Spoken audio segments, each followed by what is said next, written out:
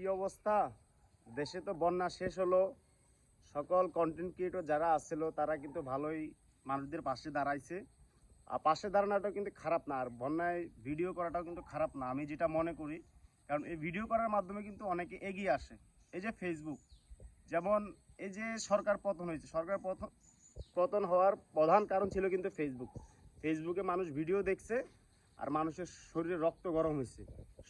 ফেসবুকটা যদি না থাকতো মানুষের শরীরে রক্ত গরম হইতো না, আর সরকারও কিন্তু পতন হইতো না। সরকার পতন হওয়ার প্রথম কারণ কিন্তু ফেসবুক।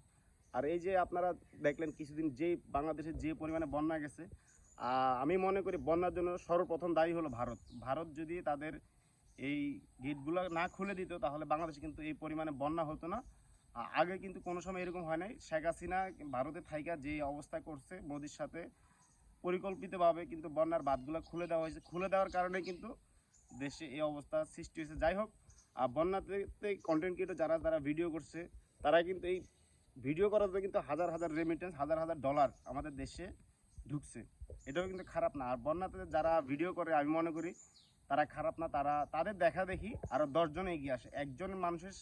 একজনের থেকে দেখি আরও 10 জন আসার চেষ্টা করে।